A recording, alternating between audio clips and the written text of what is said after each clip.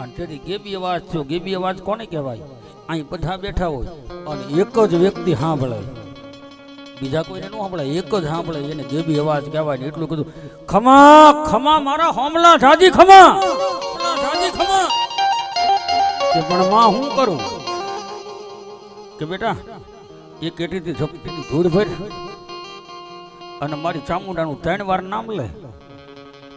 એ એનો એક નવસંદરો પાડો નહીં, પણ જો અઢીહો બેહું ન ધૂણાવું તો હું ચામુંડાનું.